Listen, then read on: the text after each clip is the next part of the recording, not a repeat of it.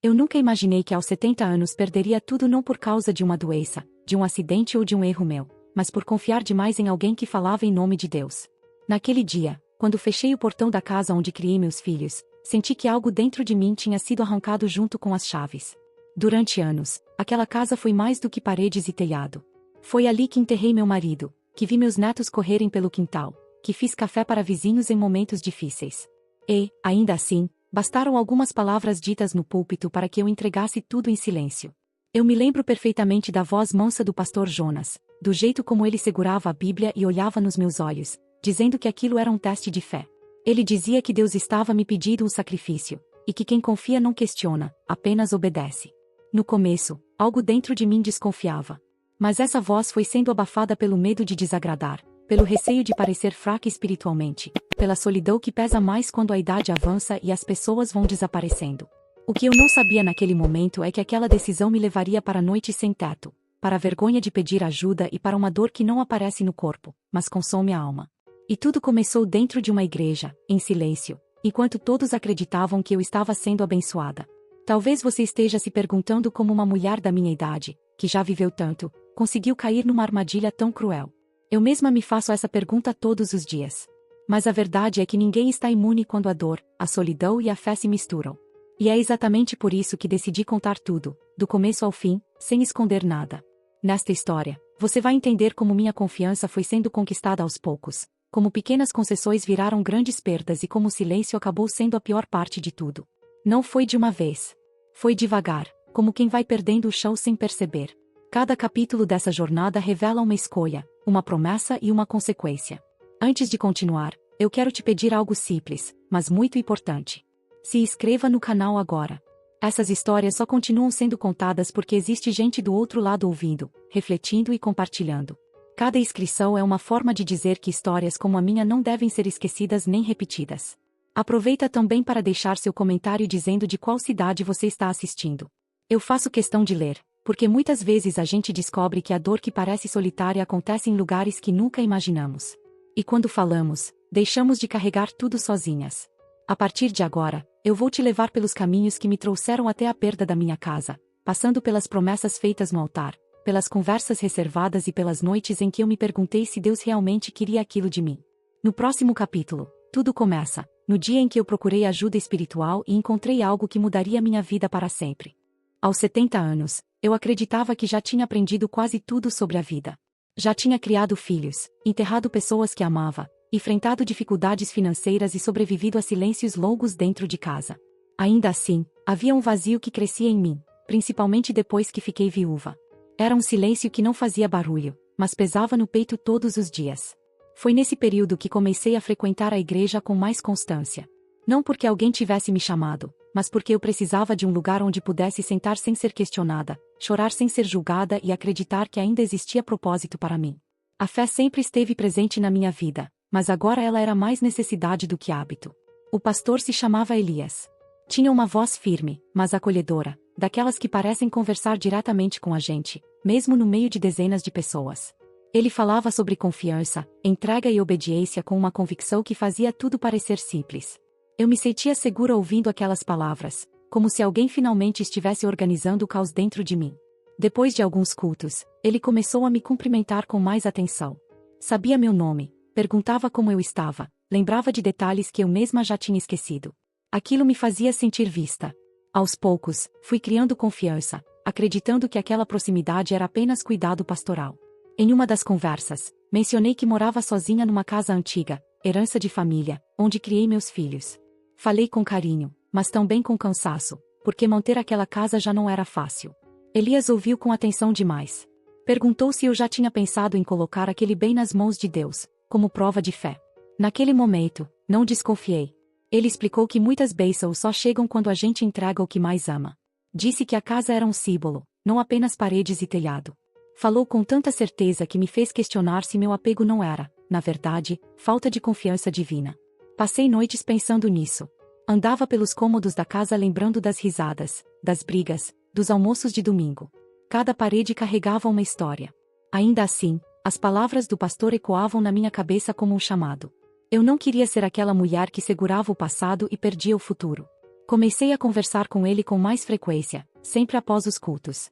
Elias dizia que sentia algo especial em mim, que Deus tinha grandes planos, mas que exigiam coragem.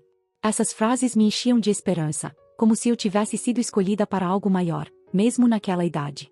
Um dia, ele me convidou para uma conversa mais reservada. Disse que queria me orientar espiritualmente de forma mais profunda. Aceitei sem pensar duas vezes. Eu confiava. Afinal, ele era o pastor, o homem que falava em nome de Deus, alguém que todos respeitavam. Foi nessa conversa que ele mencionou documentos, escrituras e proteção espiritual. Falou de doações conscientes, de como a igreja poderia administrar melhor certos bens enquanto eu viveria mais leve, sem preocupações materiais. Tudo era dito com calma, sem pressa, como se estivesse cuidando da minha alma. Confesso que senti medo. Não era fácil imaginar abrir mão da casa onde vivi quase toda a minha vida. Mas ao mesmo tempo, senti culpa por duvidar. Elias dizia que a dúvida era obra do inimigo, que a fé verdadeira não questiona, confia. Aquilo me desarmava por dentro.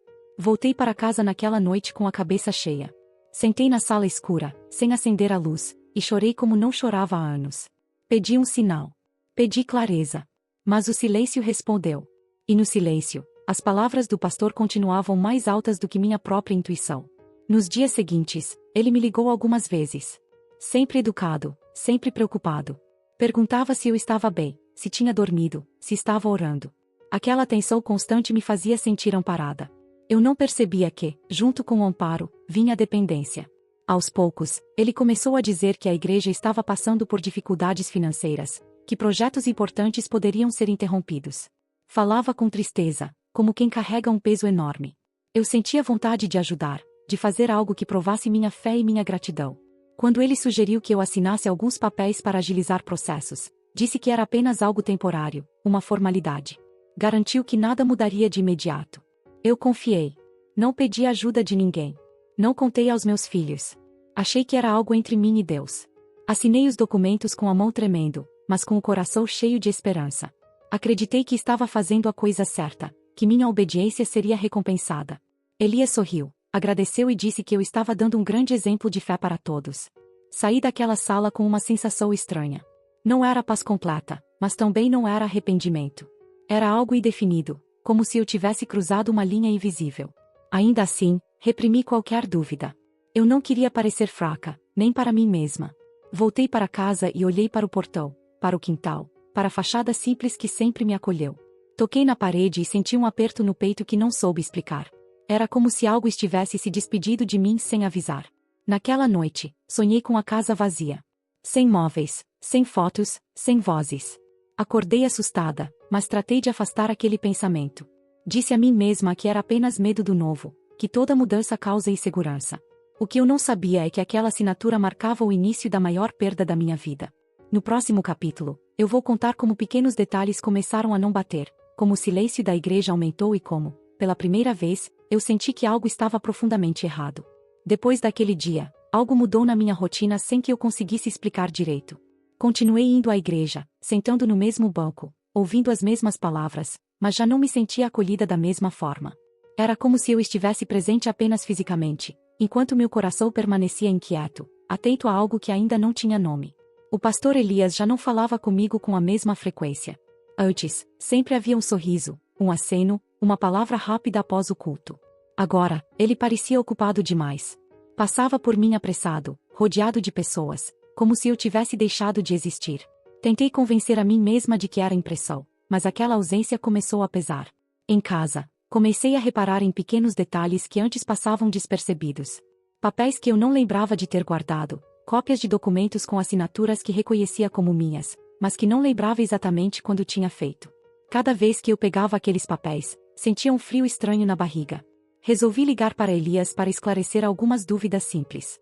Queria apenas ouvir dele que estava tudo bem, que nada tinha mudado. Ele atendeu, mas a conversa foi curta.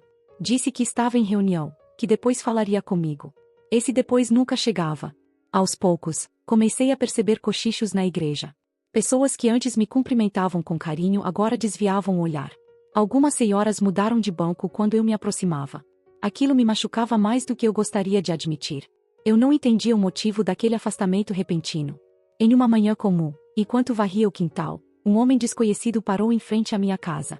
Olhou atentamente para a fachada, fez anotações e tirou algumas fotos. Meu coração disparou. Perguntei quem ele era e o que queria. Ele respondeu de forma vaga, dizendo que estava apenas avaliando um imóvel. Disse a ele que aquela casa era minha, que eu morava ali há décadas. O homem me olhou com estranheza e respondeu que, segundo os registros, o imóvel já não estava mais em meu nome. Senti minhas pernas fraquejarem. Aquela frase ecoou dentro de mim como um trovão em céu aberto. Entrei em casa tremendo. Peguei os documentos que havia guardado e comecei a ler com mais atenção, coisa que eu não tinha feito antes. As palavras estavam ali, frias e claras, mas minha mente parecia se recusar a aceitar. Meu nome aparecia como doadora. A igreja como beneficiária. A casa como patrimônio transferido. Passei horas sentada à mesa, relendo tudo, tentando encontrar alguma cláusula que me protegesse. Não havia. Tudo tinha sido feito de forma legal, pelo menos no papel. E foi ali que a culpa começou a se misturar com o medo. Eu tinha assinado. Eu tinha confiado. Voltei à igreja no culto seguinte com o coração pesado. Procurei Elias com o olhar, determinada a conversar. Quando finalmente consegui me aproximar, ele manteve a postura serena, mas distante. Disse que tudo havia sido feito conforme minha vontade, que agora era tarde para questionamentos. Tentei argumentar, explicar que eu não tinha entendido as consequências. Ele me interrompeu com um tom firme, dizendo que a fé exige sacrifícios e que voltar atrás demonstraria falta de compromisso espiritual. Aquelas palavras me feriram profundamente. Eu não estava pedindo dinheiro. Eu estava pedindo minha casa. Saí da igreja naquele dia sentindo vergonha. Vergonha de mim mesma, por ter sido ingênua. Vergonha de expor minha dor num lugar que deveria acolher. Caminhei pelas ruas sem destino, sentindo o peso de 70 anos cair de uma vez sobre meus ombros. Nos dias seguintes, comecei a receber notificações. Cartas formais, escritas em linguagem difícil, falando sobre prazos, regularizações e possíveis mudanças. Cada envelope aberto era como um golpe. A realidade estava se impondo de forma cruel e rápida demais. Tentei falar com meus filhos, mas a vergonha me paralisava. Como explicar que eu tinha perdido a casa da família por confiar demais? Preferi o silêncio. Achei que conseguiria resolver tudo sozinha, como sempre fiz. Mas dessa vez, o problema era grande demais. Comecei a ter dificuldades para dormir. Qualquer barulho me fazia pular da cama. O medo de chegar um dia e encontrar o portão trancado me consumia. Aquela casa, que sempre foi meu refúgio, agora parecia um lugar prestes a ser arrancado de mim. Voltei a ligar para Elias várias vezes. Algumas chamadas nem sequer eram atendidas. Em outras, ele dizia que estava orando por mim e desligava rapidamente. A frieza daquela resposta doía mais do que um grito. Era como se minha dor tivesse se tornado inconveniente. Aos poucos, fui percebendo que não estava sozinha. Ouvi histórias parecidas, sussurradas nos corredores da igreja. Pessoas que tinham doado economias, terrenos, carros. Sempre em nome da fé, sempre com promessas de proteção espiritual. Aquilo abriu meus olhos de uma forma dolorosa. Comecei a entender que o silêncio não era descuido, era estratégia. Quanto menos se falava, menos perguntas surgiam. Quanto mais isoladas as pessoas ficavam, mais fácil era controlá-las. E eu tinha caído exatamente nessa armadilha. Numa noite especialmente difícil, sentei na sala escura e encarei as paredes como se fossem testemunhas do que eu estava vivendo. Pela primeira vez, senti raiva. Não de Deus, mas de quem usou o nome dele para tirar tudo o que eu tinha. Foi ali que tomei uma decisão silenciosa. Eu não iria aceitar aquilo calada. Mesmo com medo, mesmo com vergonha, eu precisava reagir. No próximo capítulo, vou contar como dei o primeiro passo para enfrentar não apenas o pastor, mas um sistema inteiro construído sobre o silêncio. Na manhã seguinte àquela decisão silenciosa, acordei diferente. O medo ainda estava ali, mas já não ocupava todo o espaço dentro de mim. Havia algo novo, uma espécie de firmeza que eu não sentia há muito tempo.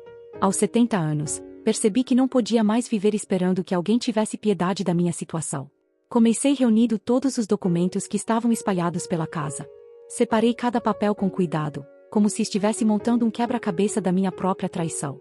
Contratos, cópias de escrituras, comprovantes de doações e cartas assinadas por mim. Cada assinatura parecia um pedido de desculpa que eu não lembrava de ter feito. Resolvi procurar ajuda fora da igreja. Sabia que, se continuasse tentando resolver tudo ali dentro, seria sempre tratada como alguém que estava em erro espiritual. Fui até um pequeno escritório de advocacia indicado por uma vizinha que conhecia minha história desde jovem. Entrei com o coração acelerado, mas determinada.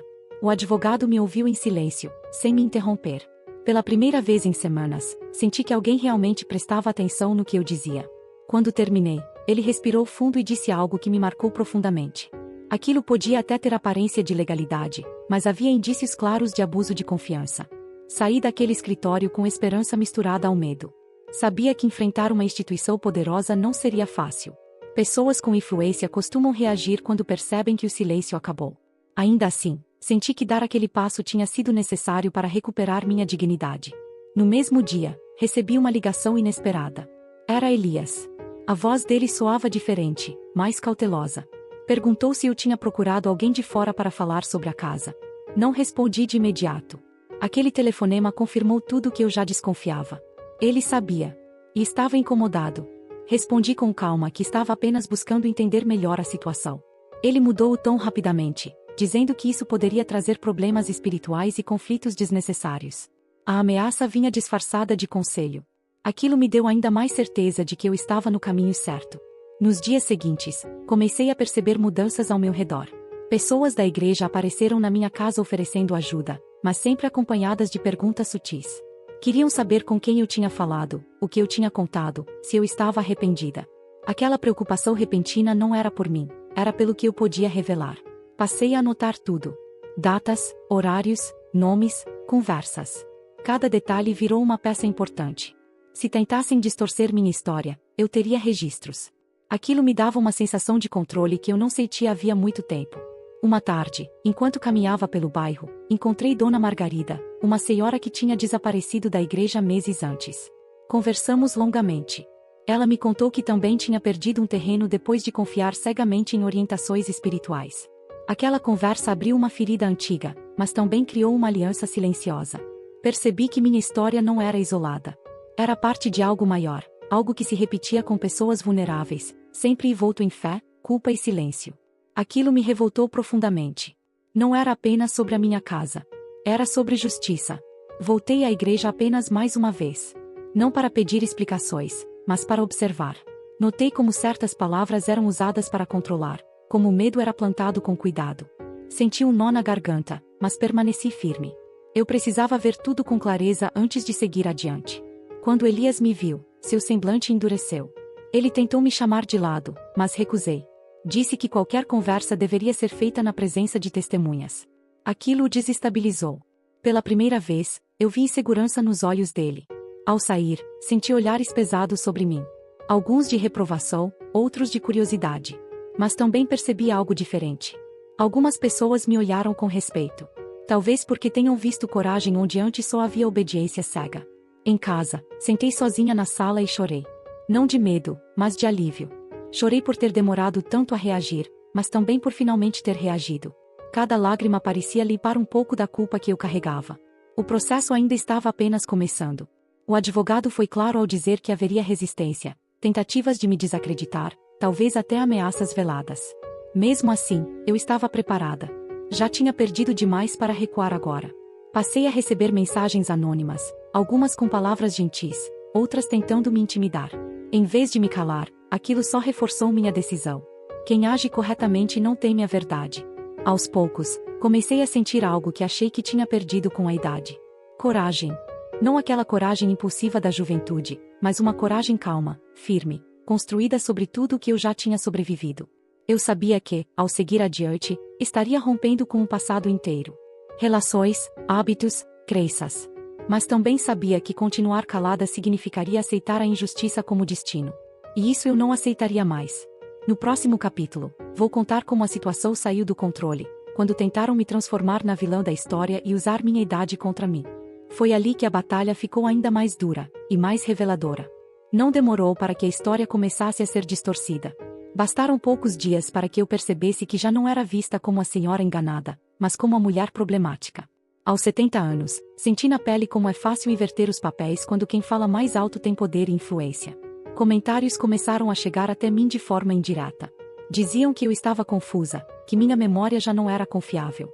Alguns afirmavam que eu sempre fui emocionalmente instável. Era cruel perceber que minha idade estava sendo usada como arma contra mim. Uma vizinha me contou que ouviram dizer que eu estava inventando tudo por vingança. Que eu não aceitava decisões da igreja e por isso queria causar escândalo. Aquilo me cortou por dentro. Não era só minha palavra que estavam tentando destruir, era minha história inteira. Recebi uma convocação informal para uma conversa com lideranças. Recusei. Já não aceitava mais encontros fechados, sem registros. Aquela recusa foi interpretada como desafio, e eu sabia que a reação não seria leve. Em pouco tempo, pessoas que antes me cumprimentavam passaram a evitar contato. Cruzavam a rua, baixavam o olhar. O isolamento começou a pesar. O silêncio coletivo machuca mais do que qualquer acusação direta. Em uma tarde quente, recebi uma visita inesperada. 2 homens bem vestidos, educados demais para o momento. Disseram que queriam apenas ajudar a resolver tudo de forma amigável. Usavam palavras suaves, mas o recado era claro. Eu deveria parar. Eles sugeriram que eu estava sendo manipulada por pessoas externas. Disseram que processos desgastam, que minha saúde poderia piorar. Era um aviso disfarçado de preocupação. Eu ouvi tudo em silêncio, mas por dentro, algo se endurecia ainda mais. Quando saíram, senti um tremor nas mãos. Não de medo, mas de indignação. Aquela tentativa de me intimidar mostrou que eu tinha tocado em algo sério. Se não houvesse nada errado, ninguém estaria se movendo daquela forma. Nos dias seguintes, começaram a circular histórias sobre mim. Diziam que eu estava doente, que precisava de acompanhamento. Alguns chegaram a insinuar que eu não estava mais em plena consciência. Cada palavra era uma tentativa de me apagar. Voltei ao advogado com tudo o que estava acontecendo. Ele ouviu com atenção e disse algo que me marcou profundamente. Quando começam a atacar quem você é, e não o que você diz, é porque não conseguem negar os fatos. Decidimos avançar com mais firmeza. Formalizar denúncias, registrar ocorrências, documentar cada abordagem. Eu sabia que isso aumentaria a tensão, mas também sabia que recuar agora seria confirmar tudo o que diziam sobre mim. À noite, sozinha em casa, a dúvida tentava me visitar. Eu me perguntava se estava preparada para tudo aquilo. Se tinha forças para enfrentar pessoas tão poderosas. Mas então lembrava da casa que perdi, da confiança traída, e a dúvida se transformava em coragem. Recebi mensagens de pessoas que eu não via há anos. Algumas pediam para que eu tivesse cuidado. Outras agradeciam por eu estar falando. Cada apoio silencioso era como um sopro de ar em meio à pressão. Um domingo pela manhã, ouvi meu nome sendo citado de forma indireta em um discurso. Não fui chamada diretamente, mas todos sabiam de quem se tratava. Falaram sobre rebeldia, ingratidão e ataques à fé. Aquilo foi feito para me expor sem assumir responsabilidade. Eu sentei na sala de casa e chorei, mas dessa vez foi diferente. Não chorei por me sentir pequena, chorei por perceber o tamanho do sistema que eu estava enfrentando. E mesmo assim, eu ainda estava de pé.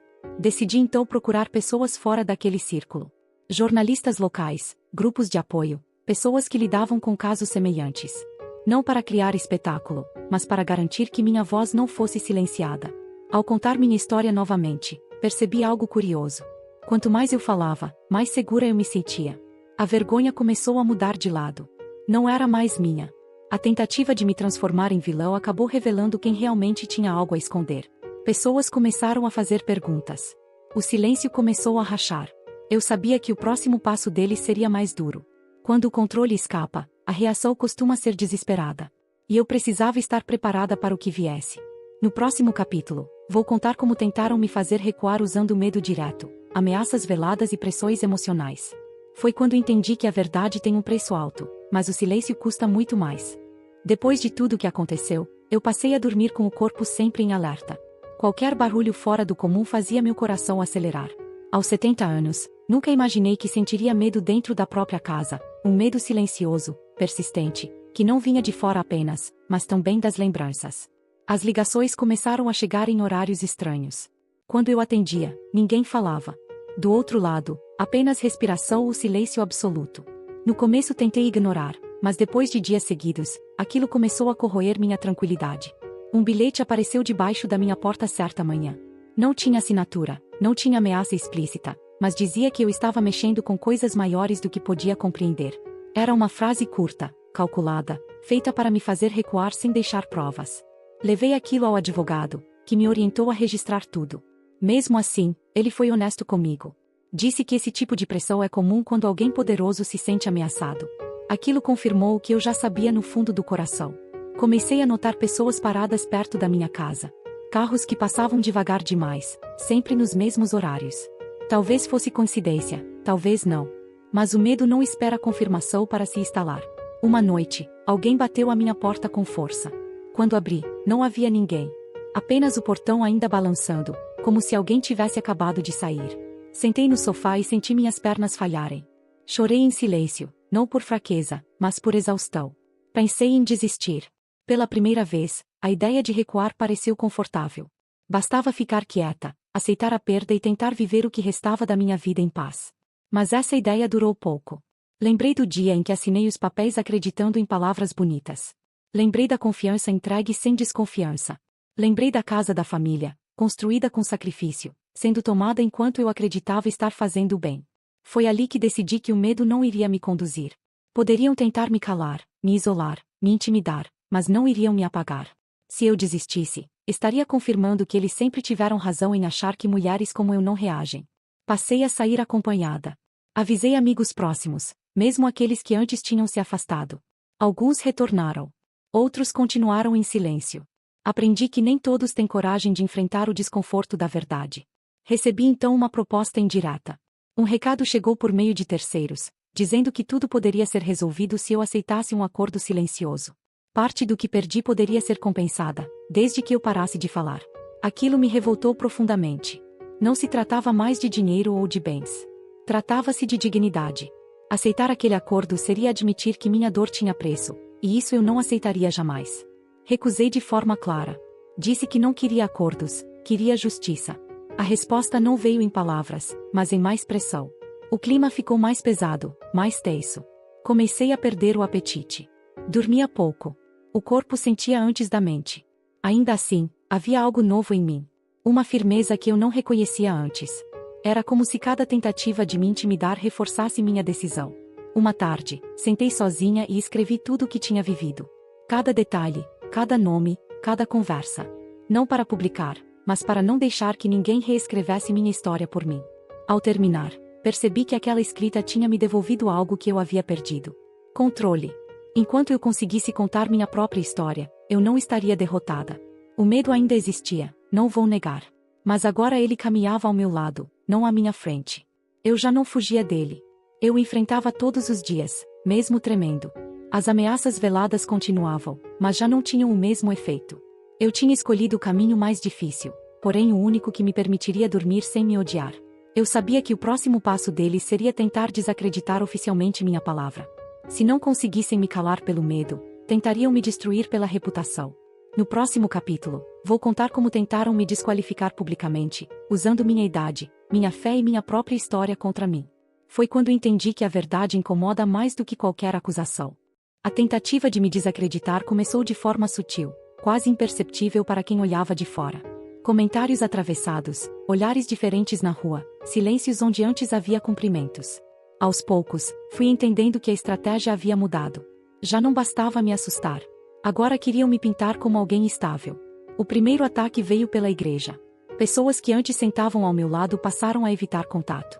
Algumas cochichavam quando eu entrava. Outras me olhavam com pena, como se eu tivesse perdido o juízo. Aquilo doeu mais do que qualquer ameaça direta. Soube por terceiros que diziam que eu estava confusa por causa da idade. Que minha memória já não era confiável. Que eu misturava fé com imaginação. Usavam minha própria história de vida para me diminuir, como se envelhecer fosse sinônimo de perder a razão. O pastor nunca falou meu nome diretamente, mas suas mensagens eram claras. Sermões sobre ingratidão, sobre pessoas que se voltam contra a obra de Deus, sobre o perigo de ouvir vozes que espalham discórdia. Cada palavra era um recado calculado. Sentei em casa muitas vezes, tentando entender como alguém consegue manipular a fé alheia com tanta frieza. A mesma fé que me ensinaram a usar para amar e confiar estava sendo usada para me silenciar. Alguns amigos se afastaram de vez. Diziam que não queriam se envolver. Outros vieram me procurar em segredo, com medo de serem vistos falando comigo. Aquilo me mostrou o tamanho do poder que eu estava enfrentando. Em um encontro público da igreja, fui confrontada indiretamente. Um líder disse que pessoas confusas podem interpretar mal orientações espirituais. Meu nome não foi dito, mas todos sabiam de quem se tratava. Eu senti o rosto queimar, mas permaneci sentada, ereta. Pela primeira vez, pensei em responder ali mesmo. Levantar e gritar tudo o que sabia. Mas algo me segurou. Não era covardia. Era estratégia. Eles esperavam uma reação emocional para confirmar a narrativa que estavam construindo sobre mim. Saí daquele lugar com o coração apertado, mas com a mente clara. Se eu reagisse no impulso, perderia força. Se eu permanecesse firme, deixaria que o tempo revelasse quem estava falando a verdade. Comecei então a reunir testemunhos. Pessoas que tinham passado por situações parecidas. Algumas tinham perdido dinheiro. Outras, bens. Muitas tinham vergonha de falar. Mas quando me viram resistindo, começaram a se aproximar. Cada conversa reforçava algo dentro de mim. Eu não estava sozinha. Não era a única. Aquilo não era um erro isolado, era um padrão.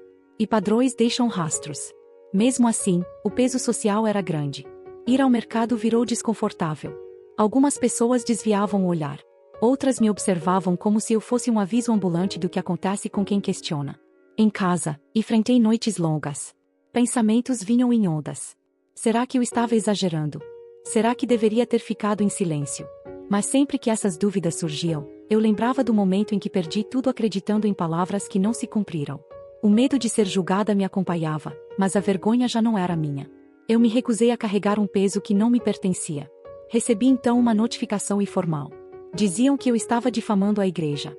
Que poderia enfrentar consequências legais. Aquilo foi o ponto de virada. Se estavam tentando me calar pela lei, era porque sabiam que eu tinha razão. Procurei ajuda novamente. Mostrei tudo o que tinha. Papéis, registros, mensagens. Pela primeira vez, alguém disse em voz alta que havia indícios claros de abuso de confiança. Quando ouvi isso, senti algo que não sentia há anos. Validação. Não da igreja, não das pessoas, mas da verdade. Eu sabia que o próximo passo seria o mais difícil. Tornar tudo público. Expor o que muitos preferiam fingir que não existia. E isso teria um preço alto. Respirei fundo e me preparei. Porque, a partir dali, não se tratava apenas da minha história. Tratava-se de impedir que outras pessoas fossem enganadas da mesma forma. No próximo e último capítulo, vou contar como enfrentei a exposição, a reação de todos e como, aos 70 anos, descobri que recomeçar não é um privilégio dos jovens, mas um direito de quem escolhe não se calar. Tornar tudo público foi como atravessar uma ponte sem saber se havia chão do outro lado. No dia em que minha história começou a circular, senti um misto de alívio e medo. Alívio por não carregar mais o silêncio sozinha. Medo pela reação de quem sempre teve poder. As primeiras respostas vieram rápido. Algumas pessoas se chocaram, outras fingiram surpresa. Houve quem dissesse que sempre soube, mas nunca teve coragem de falar. Aquilo me mostrou o quanto o silêncio coletivo sustenta injustiças por anos. Meu marido tentou me procurar. Pela primeira vez, não com autoridade, mas com receio. Queria conversar, esclarecer mal-entendidos. Eu entendi aquilo como o último recurso de quem perdeu o controle da narrativa. Eu ouvi, em silêncio. Não por submissão, mas por encerramento. Quando ele terminou, disse apenas que minha consciência estava limpa e que eu não devia mais nada a ninguém. A igreja entrou em crise. Reuniões fechadas, comunicados vagos, líderes se afastando. O que antes parecia sólido começou a ruir sob o peso da própria incoerência. Algumas pessoas pediram desculpas. Outras nunca mais falaram comigo. E tudo bem. Nem todo afastamento é perda. Às vezes é livramento. Pela primeira vez em décadas, acordei sem aquele nó no peito. Sem a obrigação de agradar. Sem medo de desagradar. Era estranho e libertador ao mesmo tempo. Precisei reaprender quem eu era fora das expectativas alheias. Fora do papel de esposa obediente, de fiel silenciosa, de mulher que aceita tudo em nome da fé. Comecei pequeno. Mudei a rotina, mudei os caminhos, mudei os hábitos. Cada decisão simples era um ato de reconstrução. Houve dias difíceis, claro. Cicatrizes não desaparecem de uma hora para outra. Mas agora elas não sangravam mais. Elas apenas lembravam que eu sobrevivi. Pessoas que eu nunca tinha visto começaram a me escrever. Diziam que minha história deu coragem. Que se reconheceram em cada capítulo. Que decidiram sair de situações parecidas. Foi então que percebi que minha dor tinha se transformado em algo maior. Não era mais só sobre mim. Era sobre quebrar ciclos. Aos 70 anos, aprendi que recomeçar não tem idade. O que tem idade é o medo de viver calado tempo demais. Não recuperei tudo o que perdi. Algumas coisas não voltam. Mas recuperei algo muito mais valioso, minha voz. Hoje, caminho de cabeça erguida. Não porque venci todos, mas porque não me perdi de mim mesma. Se alguém me pergunta se eu faria tudo diferente, eu respondo que faria tudo igual. Porque cada queda me trouxe até aqui. Não sou heroína. Sou apenas alguém que decidiu não aceitar mais o que machuca. Se você que está ouvindo sente que algo não está certo na sua vida, confie nesse sentimento. Ele raramente mente. O silêncio protege quem erra. A verdade liberta quem sofre. E se essa história te tocou de alguma forma, deixe seu comentário. Sua voz pode ser o começo da libertação de outra pessoa.